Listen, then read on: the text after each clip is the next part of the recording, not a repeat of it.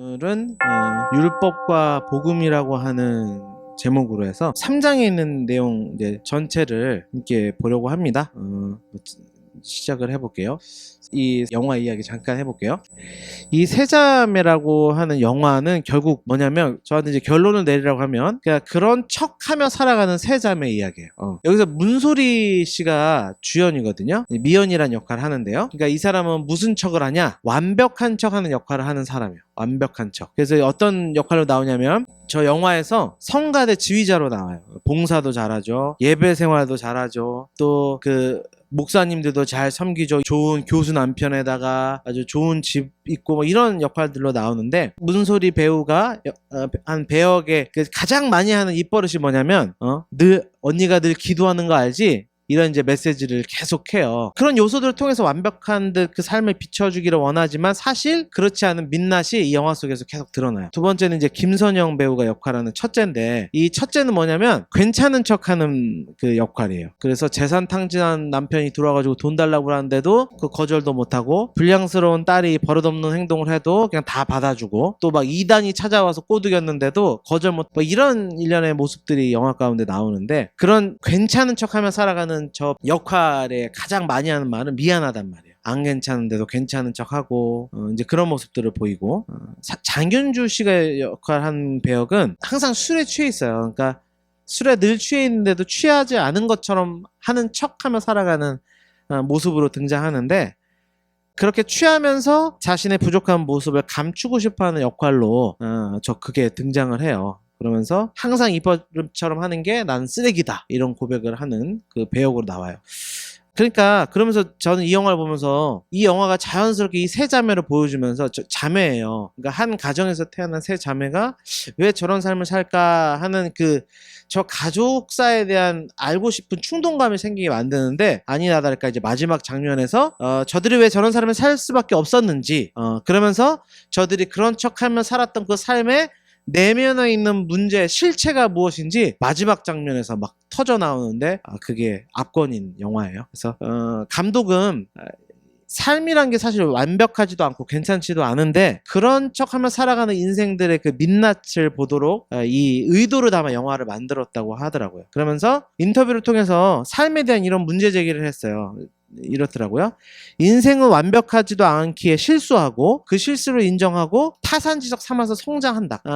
하지만 그것이 쉽지 않다. 나의 실수로 주의가 일그러지면 미안하다고 고치면 되는데 그 미안하다는 말이 나오지 않는다. 그러면서 이 감독은 사과를 좀 했으면 좋겠다는 생각을 했다는 거죠. 특별히 우리 가족 관계에 있어서 진정한 사과는 많은 걸 바꿀 수 있는데 그 사과조차도 하지 않는 가장 가까운 이 가족마저도 그런 모습들을 살아가는 게 안타까웠고 그런 인생들의 안타까운 모습들이 이 영화에 담았다 이야기하더라고요. 그래서 이 영화의 결론은 결국 누구나 결함이 있다. 부족하다. 그리고 그것을 인정하는 것이 중요하다. 그리고 그것을 사과하는 것이 중요하다. 그렇지 않으면 어떻게 된다? 자꾸 그런 척하며 살아간다. 그런 척하며 가면을 쓰게 되면 자신의 본 모습은 어두움 속으로 숨어버리고 어두움 속으로 숨어버리면 우리의 내면의 공허함은 자꾸 이것을 채우려고 하는 어떤 다른 것들에 집착하게 되는 다른 중독된 삶을 살아갈 수밖에 없다. 이게 이제 이 영화가 주는 요약인데 제가 이 영화를 보면서 이게 갈라디아서의 주제하고도 일맥상통하다는 생각이 들어서 이 영화를 가져온 건데요. 똑같아요. 갈라디아서도 마찬가지입니다. 복음과 관련해서 이 이야기가 비슷해요. 사람은 타락한 존재예요. 그리고 사람은 그것을 인정해야 한다. 그리고 그 죄에 대해서 어떻게 해야 된다? 하나님 앞에 사과, 그러니까 즉 회개하는 삶으로 나아가야 한다. 그리스도 앞으로 나아가야 된다. 우리 인생 가운데 계속 저질러지는 그런 죄들을 하나님께 들고 나아가야 된다. 그렇지 않으면 어떻게 한다? 외식한다. 그런 내용과 좀 일맥상통해서 이 영화를 추천해 드리는 거고요. 시간 되시면 꼭 한번 보셨으면 좋겠습니다. 이제 오랜만에 하다 보니까 사실 바울의 서신서들은 치밀한 논지가 있기 때문에 그 앞에 있는 내용들을 언급하면서 다시 오늘 주어진 본문을 가면 좋겠다 싶어서요. 앞에 배웠던 내용들 잠깐 요약하겠습니다. 결국 두 가지예요. 1장, 2장은 바울의 자신의 사도권에 대한 변호 그리고 자신이 전한 복음에 대한 변호다. 그래서 사도권에 대해서는 뭐라고 이야기하죠? 인사말에 압축돼 있어요. 내 사도권은 뭐다? 1장 1절에 보면 사람들에게 난 것도 아니고 사람으로 말미암은 것도 아니고 오직 예수 그리스도와 그를 죽은 자 가운데 살리신 하나님 아버지로 말미암아 나는 사도 됐다. 여러분 왜 이런 변호를 한다고 했어요? 자꾸 거짓 교사들이 바울에 대해서 사람들의 환심을 사기 위해 사역한다고 공격했어요. 그러니까 자꾸 자신의 사도권을 인정받기 위해 예루살렘으로 올라갔던 그 초기의 일련의 모습들이 다 그런 모습의 결과들이다. 사도들, 예루살렘 지도자들에게 인정받아서 사역을 하려고 했던 그런 사람이다. 이렇게 자꾸 사도권에 대해서 공격을 해서 그게 아니란 이야기를 하는 거죠. 그러면 이제 복음에 대해서는 뭐라고 이야기합니까? 복음도 마찬가지예요. 거짓 교사들이 그의 메시지가 결국 예루살렘 지도자들의 메시지에 비해서는 열등한 것인데, 그러면서 그 열등함을 채우기 위해 뭐 했다는 거예요? 자꾸 사람들에게 좋은 메시지를 전한 게 바울이 전한 거다. 아니 어떻게 믿음으로만 구원을 받는다는 이야기를 할 수가 있냐. 그거 다 사람 환신 살려고 한 게 아니냐. 구원을 받으려면 마땅히 사람이 이 어떤 행함을 해야지 어떻게 그냥 믿는다고 그냥 구원을 받아? 이런 공격을 받았기 때문에 그거에 대한 변호를 했죠. 그래서 크게 두 가지 사건을 통해서 했어요. 첫 번째는 그 예루살렘 공의의 사건을 우리가 봤었어요. 그러면서 거짓 형제들이 와서 디도한테 할례를 행하자고 요구했지만 바울은 뭐라고 이야기하냐면 나는 그들의 요구에 한시도 복종한 적이 없어 주장하죠. 그러면서 그러한 나의 태도와 분명한 복음에 대한 메시지에 대한 이 단호함을 예루살렘 지도자들이 인정을 했다라는 이야기를 해요. 무슨 이야기냐면 내가 그들에게 인정받으러 올라간 게 아니고 나는 복음의 진수, 복음의 진리를 향하여 나갔을 뿐인데 예루살렘 지도자들이 나의 그런 모습을 보고 나의 사도권과 나의 메시지에 대해서 인정을 했다. 그게 첫 예루살렘 공의에 대한 이야기의 핵심이라고 할 수 있겠어요. 그 다음에 연결됐던 게 뭐죠? 안디옥에서 게바를 책망했던 사건. 복음을 듣고도 율법으로 회귀하는 그 게바의 모습을 책망했다는 거예요. 이것을 보아도 나는 그들에게 환심을 살려고 한 게 아니다. 나는 복음을 지키려고 했다. 이 이야기를 하면서요. 내가 헐었던 것을 다시 세우는 것은 범법행위다. 그러면서 내가 자꾸 복음과 상반된 삶으로 모습으로 살아가는 것은 결국 뭐다? 예수 그리스도의 죽음을 헛되이하는 죄다. 이렇게 강하게 이야기를 해요. 어떻게 복음에 인간의 행위를 더해서 어떻게 다른 복음을 그런데도 전할 수 있냐? 이런 이야기를 합니다. 그러면서 바울은 2장 후반부에 그러한 율법주의의 삶은 이미 그리스도의 십자가와 함께 이미 못 박혔다. 이제 그리스도로 새롭게 거듭난 삶을 우리는 살아간다. 그것이 복음을 접한 자들의 새로운 삶이다. 결론을 맺으면서 그래서 여러분이 그 암송도 하시고 잘하는 말씀이 그때 나오는 거죠. 내가 그리스도와 함께 십자가에 못 박혔나니 그런즉 이젠 내가 사는 것이 아니요 오직 내 안에 그리스도께서 사시는 것이라. 이제 내가 육체 가운데 사는 것은 나를 사랑하사 나를 위하여 자기 자신을 버리신 하나님 아들을 믿는 믿음 안에서 나는 산다. 아주 주옥과 같은 말씀을 선포하고 그리고 이제 3장이 시작됩니다. 앞서 바울이 1, 2장을 거치면서 자신의 사도직과 복음의 어떤 신적 기원에 대해서 간접적으로 변증하는 방식을 취했어요. 그렇죠? 자신의 자서전적 이야기를 통해서 예전에 이런 일들이 있었는데 이런 것들을 보아도 나는 사도가 맞고 내가 전한 복음은 분명하다. 근데 이제 3, 4장부터 와서는 사뭇 이제 이 글의 내용이 달라져요. 읽으신 분들은 쉽게 느끼실 수 있을 텐데 3, 4장에 이르러서는 한 걸음 이제 더 나아가서 뭐 하냐면 율법주의자들의 주장이 뭐가 잘못됐는지 이제 직접적으로 변증하기 시작해요. 그러면서 특별히 복음하고 율법을 대조시켜 이야기합니다. 그러면서 율법의 제한적인 성격은 부각을 시켜요. 반대로 복음이 가지고 있는 우월성을 이론적으로 이제 입증하는 방식을 취해요. 그러니까 이제 3장부터는 어떤 방식으로 오늘 말씀을 볼 거냐면 이제 한 절 한 절 해석하면서 날선 바울의 논지를 이제 함께 따라갈 거예요. 그러니까 성경책을 보시면서 한 절 한 절 무슨 의미들이 왜 이런 의도에서 이렇게 기록되어 있는지를 차근차근 따라가 보시면 도움이 되시고 은혜가 있을 거라 생각해요. 함께 따라와 주시면 감사하겠습니다. 우리 갈라디아 3장 1절에서 5절 말씀이에요. 갈라디아 교인들의 영적 우매를 책망함으로부터 이제 3장이 시작이 됩니다. 3장에 들어와서 바울이 이제 율법주의자들의 그 미혹에 넘어간 갈라디아 교인들의 영적 우매에 대해서 본격적으로 이제 책망해요. 사실 초반에 잠깐 언급됐던 거 기억하시죠? 갈라디아서 1장 6절에 바울이 뭐라고 해요? 은혜로 너희를 부르신 이를 이같이 속히 떠나 다른 복음을 따르는 것을 내가 이상하게 여긴다. 너희들 참 이상하다. 이 정도 갈라디아 교인들을 책망했는데 이제는 직접적으로 책망하는 거예요. 사실 1, 2장 보시면서 다 바울의 어떤 자서전적 이야기였지 갈라디아 교인들 내부에 어떤 상황이 있는지에 대한 언급이 없었잖아요. 이제 언급하기 시작하는 겁니다. 그러면서 1절이 시작하죠. 어리석도다 갈라디아 사람들아 이렇게 시작해요. 한글 개역성경은 이 번역을 생략했는데 사실 문장 서두에 감탄사가 사용됐어요. 의미를 살려보면 와 이 참 어리석은 자들아 이거예요. 그러니까 이 바울의 감정이 얼마나 고조됐는지 아실 수 있겠죠. 3절에 또 반복합니다. 아니 너희가 어떻게 이렇게 어리석냐. 3절에 그렇게 이야기하고 있어요. 너희가 이같이 어리석으냐. 그리고 2절이에요. 내가 너희에게 다만 이것을 알려 하노니. 이게 영어 성경이 아주 실감나게 번역했어요. Let me ask you only this. 그러니까 내가 진짜 이거 하나 너 한번 물어볼게. 우리가 가끔 어이없는 거를 경험하게 되면 그러잖아요. 내가 너에게 다만 이것을 알려 하노니보다 아니 내가 진짜 한 가지만 물어볼게. 이런 어조예요. 그리고 질문하는 내용이 이겁니다. 중요한 질문이겠죠. 여러분이 아니 성령을 받은 것이 열심을 내어서 받은 겁니까? 아니면 말씀을 듣고 믿음으로 받은 것입니까? 요거죠. 2절에 그죠? 그리고 이거를 또 반복합니다. 반복법은 강조해요. 5절에 보니까 율법의 행위에서냐 혹은 듣고 믿음에서냐 또 강조해요. 이 내용은 그들을 책망하기 위한 이제 풍자적인 표현이라고 볼 수 있어요. 그러니까 갈라디아 교인들은 바울이 전한 복음을 듣고 성령 받은 그 순간을 다들 기억하고 있어요. 여러분도 기억하고 계시죠? 어떠세요? 저도 이 말씀 보면서 생각이 났는데 여러분도 성령을 받았다 하는 부분들 그 순간 잊지 못할 거예요. 그죠? 저도 그래요. 신앙생활 쭉 해왔지만 어려부터 모태신앙으로 신앙생활 쭉 해왔지만 종교적 열심을 가지고 어린 나이였지만 종교적 열심이 있었던 그 사람들이 있었지만 말씀을 통해 정말 새롭게 됐던 그 순간을 잊을 수가 없어요. 정말 그 집회였었는데 그 회개의 눈물이 거기서 끝이지 않고 집에 와서도 울고 있는 거예요. 계속 하루 종일. 정말 작은 죄마저도 하나님 앞에 너무너무 더럽고 더러운 죄인 게 밝히 보이니까 몸둘 바를 모르겠더라고요. 그렇게 울었던 날도 기억이 나고 뭐 방언이 터졌던 날 또 주관적인 것이지만 내겐 분명한 초자연적 하나님의 환상을 통해 주셨던 말씀 그 음성 생생해요. 아직도. 그들도 그랬을 겁니다. 바울도 알고 있었어요. 그들은 그 순간을 못 잊어요. 다 기억하고 있단 말이에요. 그럼에도 그들에게 아니 내가 한 가지만 물어볼게 라고 하는 것은 그 어떤 질문을 통해서 그들로 좀 무색하게 하고자 하는 목적이 담겨 있어요. 여러분 그 성령의 사건은 뭘 보여주느냐. 예수 그리스도께서 십자가에 못 박힌 것이 너희 눈에 밝히 보이거늘이죠. 예수 십자가의 그 은혜가 여러분이 경험한 그 개인적 경험을 통해 분명히 나타났는데 왜 이렇게 어리석습니까? 이러고 있는 거예요. 여러분이 경험했던 모든 성령의 체험들이 무엇으로 시작된 것이에요? 예수 그리스도의 십자가의 그 은혜가 우리에게 부어졌기 때문에 얻어진 거 아닙니까?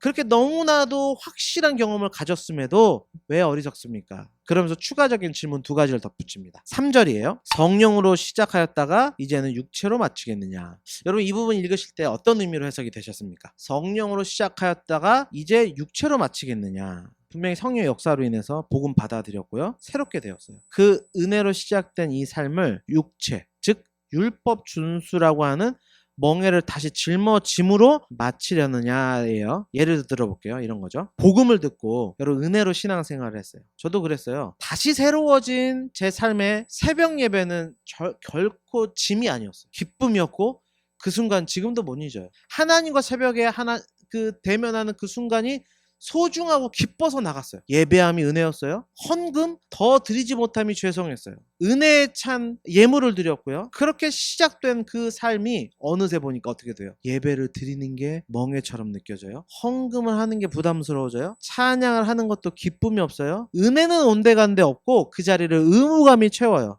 종교적 예식과 율법 준수만이 남아있는 거예요. 그런데 그걸 멈출 수는 없어요. 왜요? 내 체면이 구겨지니까. 내가 그래도 목회자인데, 내가 그래도 장로고, 내가 그래도 중직자인데 뺄 수가 없는 거예요. 그게 오히려 또 나를 지탱해주는 자랑거리가 되기 때문에 이걸 율법주의라고 합니다. 그렇기 때문에 그거를 변화시킬 수는 없고 행동은 계속 취해요. 그 율법 준수의 멍에는 그냥 짊어지고 그냥 살아가는 거예요. 리더보스라는 학자가 이 부분을 이렇게 했는데 참 적절하다 싶어요. 영광스러운 시작에 대한 비극적 종말. 얼마나 안타깝습니까? 은혜를 받았는데 그 삶이 비극적 종말로 가는 이 모습이 앞서 말씀드린 그런 신앙의 태도라는 거예요. 여러분 4절 많은 괴로움을 헛되이 받았느냐 또 묻죠. 이거는 무슨 이야기일까요? 당시 갈라디아 교인들 뿐만 아니라 거의 모든 그리스도인은 복음으로 말미암아 믿음을 지키기 위해서 유대주의자들하고요. 그 다음에 로마인들에게 적지 않은 고난을 겪게 돼요. 왜요, 여러분? 여러분 왜 다시 말씀드리지만 복음을 철저히 붙들며 나아가면 왜 고난을 받을까요? 다시 말씀드리지만 복음을 붙드는 사람들의 삶은 율법 행위, 즉 자기의 의에 대한 무가치성을 삶으로 드러내는 메시지가 돼요. 그건 그 자체가 캐리그마예요. 말씀 선포예요. 그런 삶을 살아가면, 그러니까 그걸 보고 있는 사람들에게는 그 메시지를 통하여 어떻게 돼요? 찔려요. 내가 지금까지 열심히 살아왔던 율법 준수가 무가치하다는 것을 저들의 삶으로 보여주니까 못마땅해요. 그들이 부정당해야 내 의가 고귀한 가치로 올라서기 때문에 반드시 핍박을 가합니다. 로마의 제국주의 통치를 무가치한 것으로 만들어요. 그렇잖아요. 아니 이거 절하라고, 이 신상에 절하라고, 로마라는 제국 앞에 굴복하라고. 그런데 난 안 하는데, 너희들이 그 제국주의 나하고는 의미 없는데, 무가치한 것으로 만들어보니까 어떻게 해요? 무력을 써서라도 그들을 죽이려고 하는 거죠. 그런데 종교 예식, 율법 준수를 통해서 그들하고 똑같은 방식으로 살아가는 게 뭐예요? 그것들을 통해 자기 의를 쌓는 거예요, 여러분. 바벨탑은 세상에만 있는 게 아닙니다. 교회 안에서 이런 것들을 통해서 바벨탑을 쌓을 수 있어요.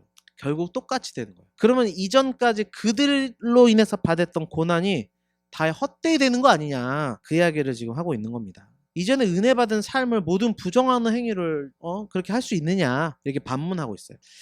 특별히 바울의 이런 논지를 볼 때는 항상 바울이 누굴 염두에 두고 있냐, 다른 복음을 전하는 유대주의자를 항상 겨냥하고 있다는 것을 기억해야 해요. 다른 복음 핵심이 뭐라고 했습니까? 기억하세요? 다른 복음 무엇입니까? 다른 복음, 복음에다가 플러스 알파 시키는 거죠. 예를 들면 뭐였어요? 할례를 꼭 받아야 된다, 그래야 니네들은 구원을 받는다예요. 이게 다른 복음인데 왜 그들이 그랬을까요? 그렇게 하는 것이 뭐라고 생각했던 거예요? 이스라엘의 정통성과 역사성을 유지하는 것이라고 그들 스스로 자부했어요. 할례가 언제부터 생겼습니까? 아브라함부터 시작됐잖아요. 그러니까 이스라엘의 중요한 전통이에요. 할례는. 그걸 부정하면 어떻게 되는 거예요? 아브라함을 부정하는 거예요. 아브라함을 부정하면 뭐가 되는 거예요?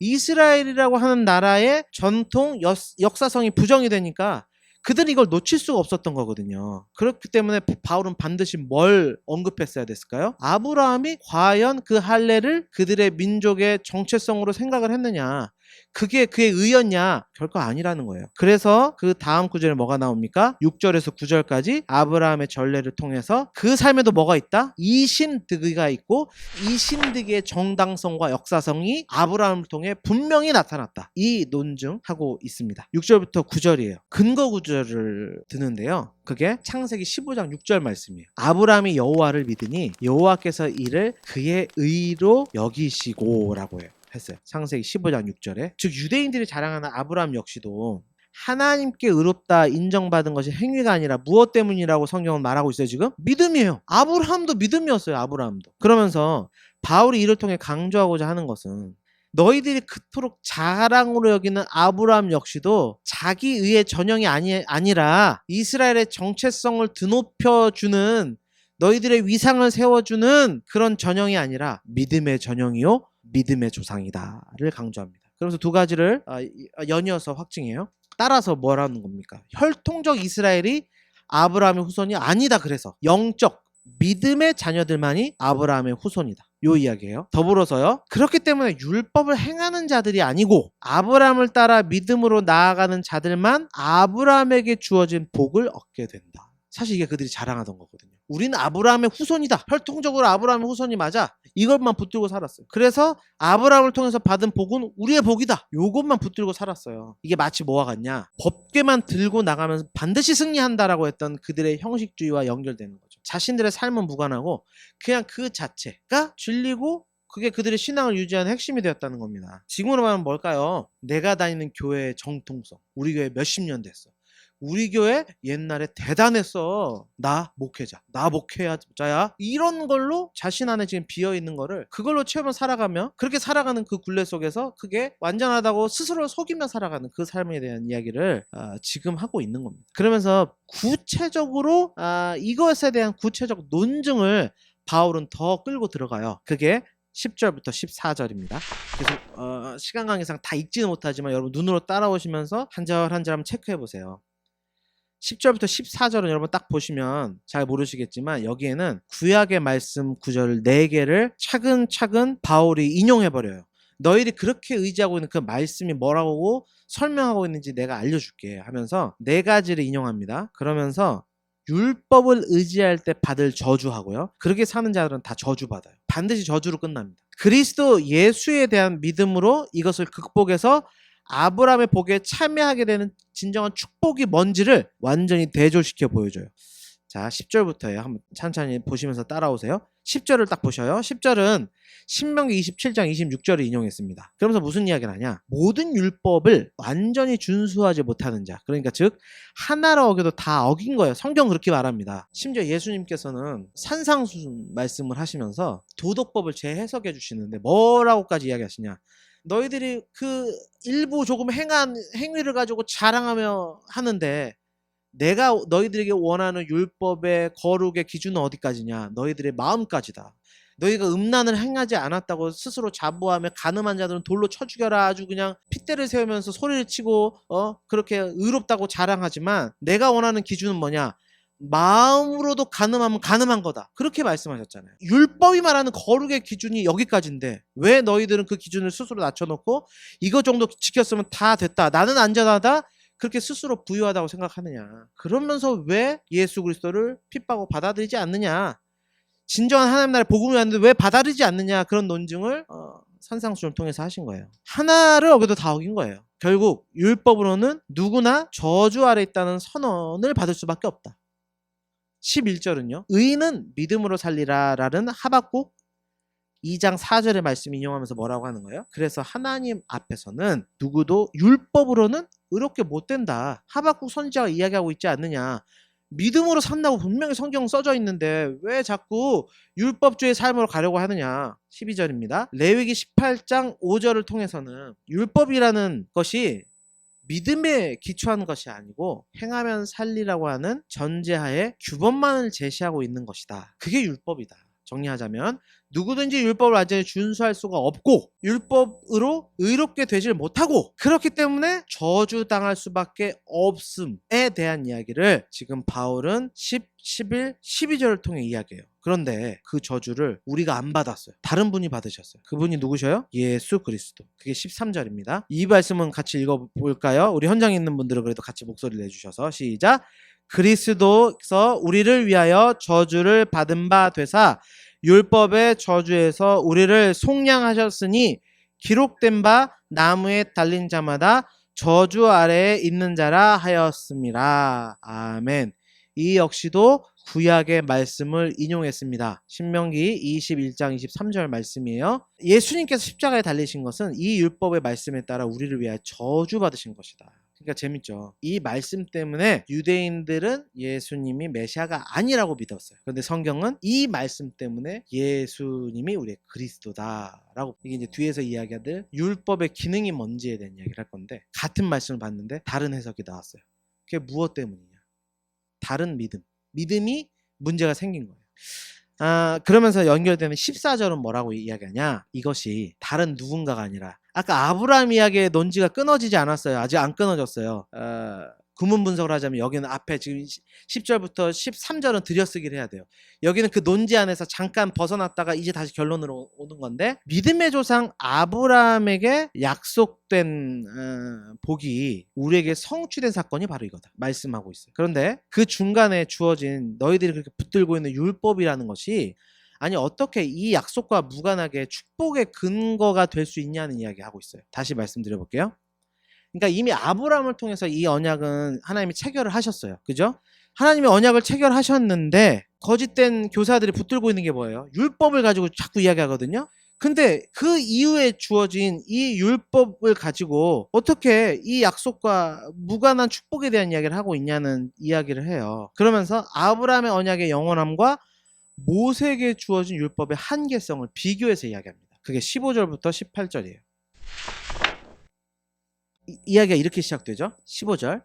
사람의 언약이라도 정한 후에 아무나 폐하거나 더하지도 못한다. 여기 무슨 이야기를 하고 있는 걸까요? 아니 사람들 사이에 공식적인 계약마저도 구속력이 있어가지고 엄격하게 준수되는데 사람의 계약도 그렇게 무효화가 되지 않는데 하물며 하나님의 언약은 두말할 필요가 있냐 이야기하고 있어요. 사람의 약속도 그렇게 법적 효력을 가지면 지키게 되어 있는데 하물며 하나님의 언약이 어떻게 그렇게 한 번 말한 게 바뀔 수 있겠냐. 하나님의 언약은 결국 파기되거나 변경되지 않는다. 여러분 이 사실은 무엇에 근거하고 있습니까? 하나님의 속성. 여러분 우리 하나님은 변하지 않는 분이셔요. 불변하십니다. 그분은 변하지 않아요. 그분의 그래서 그분의 말씀 또한, 그분의 약속 또한 변하지 않습니다. 또 하나의 근거가 뭘까요? 그분은 자비로우시고 신실하신 분이라는 거예요. 하나님께서는 언약 맺은 당신의 백성을 사랑하세요. 그들에 대해서 말할 수 없이, 그래서 성실하기 때문에 결코 당신의 언약을 파기하거나 변개하지 않는 분이 우리 하나님이십니다. 그런 하나님의 성품을 뭐라고 해요? 성경에서 한결같은 하나님의 사랑, 헤세드, 많이 들어보셨죠? 헤세드. 뭐 인자라고 변형되기도 하고 뭐 그렇게 하는데, 이거요, 변질되지 않은 영원한 하나님의 사랑. 여러분, 그 헤세드는 무엇을 통해 나타났어요? 구속사 전체를 통해서 하나님의 언약은 한 가지 초점을 늘 지향하고 있습니다. 그게 무엇입니까? 예수 그리스도. 한 번도 바뀐 적이 없어요. 그런데 이 시대에 와서 정말 절대 진리가 사라진 포스트 모더니즘의 시기에 진리가 없다고 하면서 이제 예수 그리스도가 진리가 되는 것을 다른 것으로 물타기를 할 수 있겠습니까? 한 번도 바뀌지 않았는데, 그분의 말씀은 변하지 않는데, 예수 그리스도밖에 구원이 없는데, 그건 아브라함의 언약에서도 마찬가지라는 이야기를 하고 있어요. 예수 그리스도만이 하나님의 헤세드의 분명한 실체가 됨이 이미 아브라함 언약 때부터 분명하게 나타나 있다. 그 이야기가 16절입니다. 아브라함에게 자손의 축복의 약속을 주셨거든요. 그게 창세기 15장 4절 5절 말씀이에요. 여호와의 말씀이 그에게 임하여 이르시되 그 사람이 내 상속자가 아니라 내 몸에 날 상속자가 내 상속자가 되리라 하시고, 그를 이끌어 밖으로 나가 이르시되 하늘을 우러러 무뼈를 셀 수 있나 보라. 또 그에게 이르시되 내 자손이 이와 같으리라. 이런 말씀을 하시는데 단수와 복수가 원어는 혼재되어 있어요. 그 약속에서 단수가 누구냐? 오늘 뭐라고 이야기해요? 그 예수 그리스도를 말한다. 그 씨는 예수 그리스도다. 그리고 복수는 뭐냐? 그 예수 그리스도로 말미암게 된 연합된 교회를 상징한다. 그 이야기를 신약에 와서 그 말씀이 그렇게 해석이 될 수 있고 그렇게 성취가 되었다는 이야기가 내포되어 있어요. 그 씨는 혈통적으로 보면 이삭인데, 아브라함의 직계 자손이 이삭인데, 그래서 그렇게 보면 이스라엘은 다 아브라함의 자손이지만 하나님이 염두에 주신 건 뭐였다고요? 예수 그리스도. 따라서 예수 그리스도를 믿는 자들은 믿음으로 의롭다함을 받은 아브라함의 참 자손이 되는 것이다. 여러분, 왜 이렇게 신분이라고 하는 게 중요할까? 아브라함은 하나님께 믿음으로 의롭다함을 받은 대명사예요. 믿음의 조상. 그의 자손이라고 하는 것은 그와 동일하게 구원이 이르게 될 것임을 의미하기 때문이에요. 그러니까 그가 받게 될 축복과도 연결되는 내용이기 때문입니다. 다시 말씀드리지만 구약의 이스라엘은 혈통적으로 보면 분명 아브라함의 자손이었어요. 그래서 그들의 자부심은 대단했어요. 그들은 자신들이야말로 하나님의 약속의 말씀을 받은 구원받은 백성이라고 생각했어요. 그러니까 그 혈통적 이스라엘이라고 하는 것 때문에 자신들은 구원받은 특권이 있는 백성이라고 선민의식이라고 생각했다는 거죠. 그리고 그러한 이유로 이방인들은 개 취급하고 멸시했어요. 점차 교만해져 갔습니다. 니들이 아무리 날뛰어봐라, 우리는 성전이 있고 하나님의 말씀이 있어, 하나님의 법궤가 있기 때문에 우리는 망하지 않아, 이런 말도 안 되는 종교적 형식주의에 빠진 모습까지도 갔어요. 그래서 심판이 결국 온 거 아닙니까? 그리고 마침내 아브라함의 약속하신 그 자손이 왔음에도 어떻게 했어요? 믿기는커녕 배척하고 십자가에 몰아 죽였죠. 이보다 더 큰 교만이 어디 있어요? 예수님 안 받아들인다니까요. 교회를 다녀도 예수 그리스도의 복음이 선포되는데 교회 안에서도 받아들이지 않는다고. 이게 하나님 앞에서 가장 패역한 교만이에요. 예수를 안 믿는 거. 예수를 안 믿고 자꾸 내 율법적 행위만 자랑하고 믿는 거. 혈통적으로 아브라함의 자손이었음에도 불구하고 하나님의 아브라함에 주신 약속의 핵심인 그 자손 대신 예수님을 배척함으로써 멀어지고 구원에서도 멀어지게 되었어요. 그래서 세례 요한이 이스라엘 백성들을 향해서 아주 이렇게 상징적인 메시지를 던졌어요. 유명한 말씀인데, 속으로 아브라함이 우리 조상이라 생각하지 말아라. 내가 너에게 이르노니 하나님의 능히 이 돌들로도 아브라함의 자손이 되게 하시리라. 그 돌들도 그렇게 할 수 있다.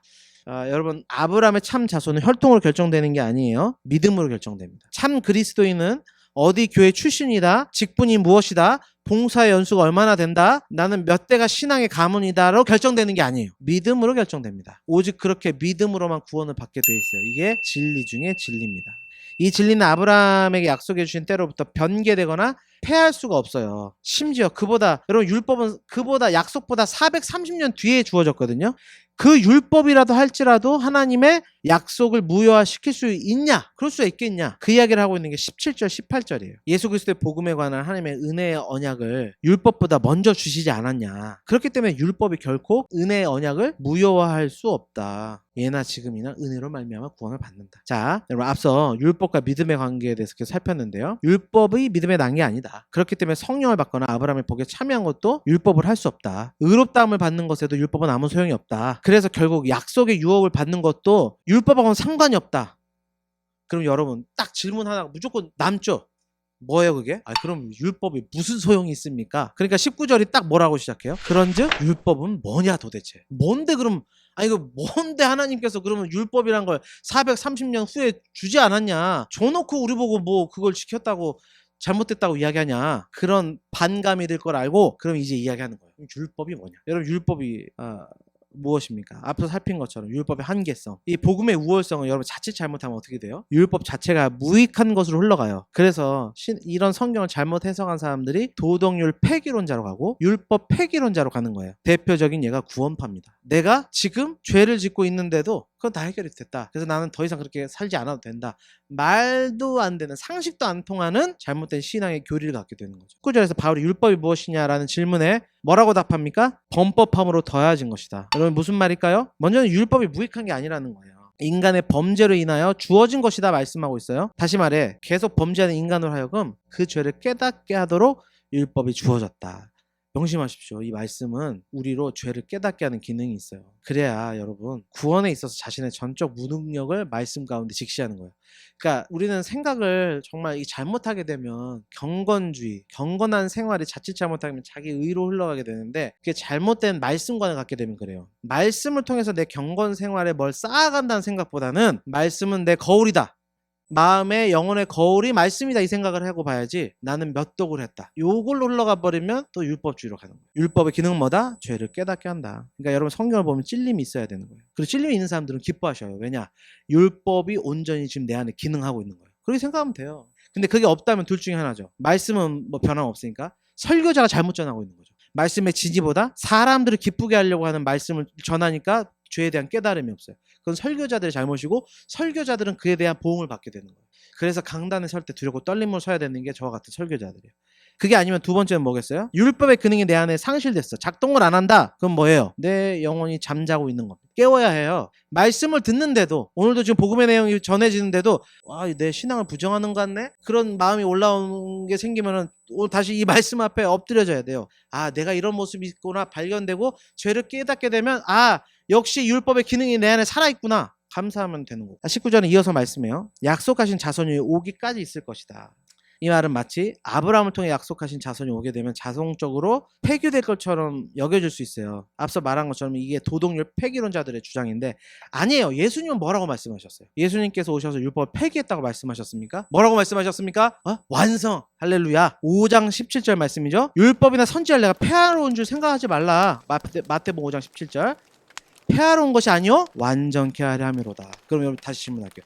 율법 완성이 되었다는 말은 무슨 말입니까? 율법 완성됐다. 자, 율법 완성됐다 무슨 말입니까? 하나님께서 율법을 통해 요구하시는 의가 비로소 예수 그리스도를 통하여 완전히 성취되었다. 할렐루야. 이거예요. 율법이 요구했던 그 의는 예수 그리스도가 다 감당하셨고 해결하셨어요. 완전히 그 의를 충족한 삶을 사셨어요. 완성됐다. 이루었다 내가. 끝입니다. 그게 다 이루었다. 그런 의미에서 참된 중보자가 여전히 누구밖에 없어요. 예수 그리스도. 그래서 20절에 뭐라고 하는 거예요? 그 중보자는 한 편만을 위한 자가 아니라 하나님 한 분이시다. 어려운 부분인데 잘 들어주세요. 여기 이 부분. 자, 이 말은 율법은 하나님과 인간 사이인 중보자 누구를 통해 주어졌어요? 율법. 첫 율법이 주어진 거. 모세죠. 그렇다면 언약은 누구에게 주어졌어요? 아브라함에게 직접 주어졌어요. 자, 다시요. 율법이 주어질 때는 하나님과 이스라엘 백성 사이에 모세라는 중보자가 껴서 전달했어요. 근데 아브라함에게 주신 언약은 어떻게 전달이 됐어요? 하나님이 아브라함에게 전달했어요. 어떤 3자의 개입이 없었어요. 그렇죠? 자, 우리에게 주어진 복음도 마찬가지입니다. 어떤 3자의 개입 없이 복음이 우리에게 주어졌어요. 누굴 통해서? 예수 그리스도. 근데 그 예수 그리스도 어떤 분이세요? 성자 하나님. 그렇죠? 빌립보서 2장 6절 8절에 잘 기록되어 있잖아요. 그는 하나님의 본체시나 근본 하나님의 본체시나 동등됨을 취할 것으로 여기지 않고 내려오셔서 사람의 몸이 되셨다. 그러므로 본절의 의도가 뭐냐면 인간의 중보자인 모세를 통해서 주어진 율법에 비해 바로 하나님 자신이신 그리스도에 의해 주어진 복음이 훨씬 우월하다는 거예요. 그 복음만이 인간을 구원할 참된 진리라는 말씀을 하고 있고요. 여기서 주목해야 될 부분은 중보라고 하는 거예요. 이게 핵심인데 여러분 중보는 한 편만을 위한 게 아니에요. 그게 무슨 중보예요? 한쪽으로 치우쳐서는 안 되는 게 핵심이에요. 중보라는 건 양편 모두를 대변하고 모두를 위한 역할을 해야 되죠. 그런 의미에서 모세는 완전한 중보자라고 할 수 있어요? 없죠. 구약의 제사장들도 완벽한 중보자라고 할 수 있습니까? 아니죠.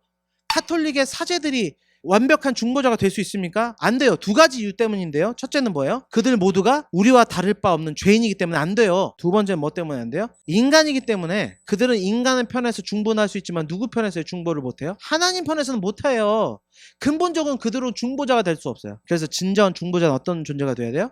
참 인간이며 참 하나님이 되어야 된다. 그분이 예수 그리스도시다. 그래서 로마서 1장 3절 4절에 그렇게 이야기하죠. 이 아들로 말하면 육신으로는 다윗의 혈통에서 나셨고 성결의 영으로는 죽은 가운데서 부활하여 능력으로 하나님의 아들로 인정되셨으니 곧 우리 주 예수 그리스도시니라. 아멘. 오직 예수를 통하여 구원받습니다. 오직 참된 중보자 되신 유일하신 분, 그분만을 통해서 우리는 담대히 나아갈 수 있어요. 그분만이 그래서 오직 길이요 진리요 생명이 되신다. 그래서 그분만을 통해서 예배드리자. 제가 이번 주 수요일날 했던 설교가 또 그 이야기예요. 다 연결돼요. 오직 예수, 오직 예수. 바울은 계속해서 아직까지 남아있는 질문에서 더 집요하게 들어가요. 그럼 율법이 도대체 뭐냐? 그럼 우리는 반대로 율법에 하나님의 약속과 반대되는 거라고 생각해요. 근데 21절이 뭐라고 이야기해요? 율법에 하나님의 약속도 반대냐? 뭐라고요? 결코 그럴 수 없다. 결코 그럴 수 없다.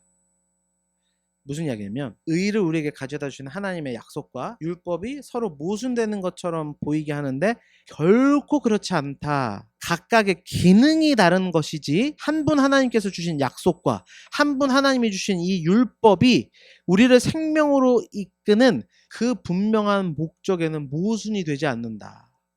이 부분 이해하시겠어요? 하나님이 약속도 주셨고 율법도 주셨잖아요. 근데 이게 정반대냐고요? 아니다. 기능이 다를 뿐이지 그들이 가진 목적은 분명하다. 우리를 하나님께로 이끈다. 율법은 어떤 측면에서 우리를 하나님께로 이끌어요? 반복해서 이야기합니다. 우리로 죄를 깨닫게 하잖아요. 죄를 깨닫게 하니까 어떻게 돼요?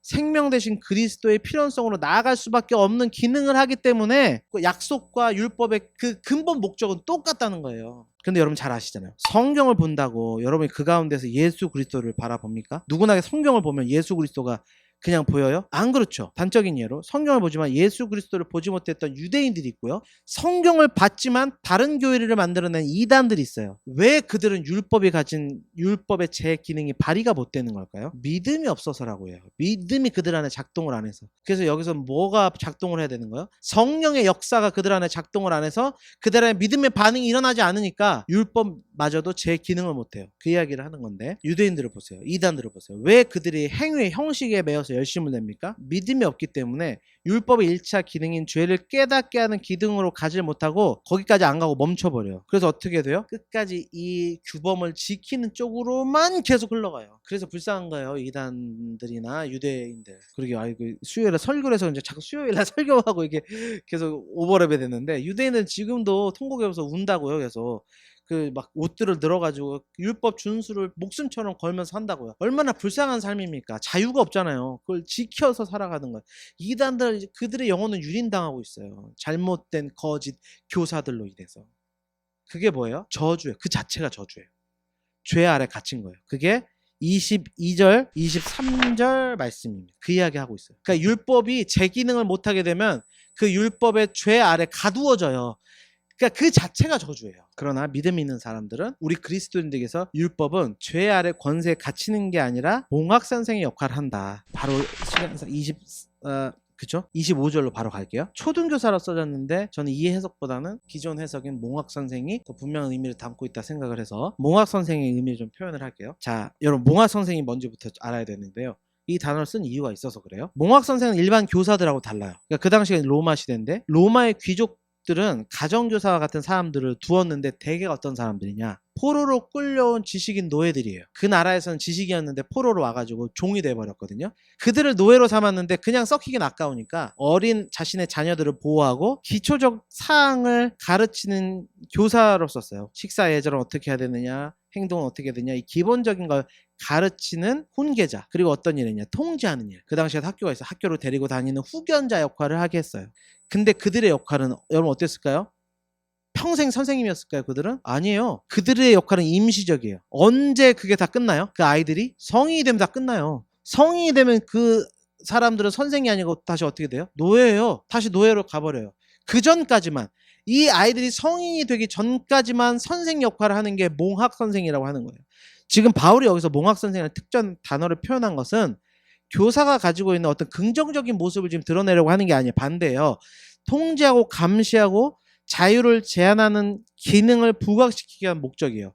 몽학 선생이 원래는 자신을 통제하고 훈계하고 가르치는 역할을 했던 그 몽학 선생의 역할이 임시적이다. 한시적이다. 그러니까 율법은 죄의 세력으로부터 자유를 갈망하게 하는 역할을 하게 한다. 그걸 강조하는 거예요. 그런데 믿음이 온 후로부터는 이제 이러한 몽학 선생 아래 눌려있지 않게 됐어요. 할렐루야. 왜요? 우리는 믿음으로 말미암아 어떻게 됐기 때문에 장성한 자가 되어서 이제는 자유의 몸이 되었다. 우리는 자유의 몸이 됐어요. 여러분 자유의 몸이 된 것 뿐입니까? 아니죠? 이제는 그들의 지배 아래 있지 않아요. 이제 나는 아버지의 상속자예요. 감히 몽학 선생들이 이래라 저래라 할 수 없는 나는 하나님 아버지의 유업을 상속받을 상속자다로 바뀐 거예요. 신분이. 그걸 말하고 있는 게 26절 부터 29절까지의 말씀입니다. 30분 됐어요. 결론 내려버릴게요. 오늘 좋습니다. 오늘 아주 굳은 각오로 하고 오늘 30분에 무조건 마치겠다 다 생략했습니다.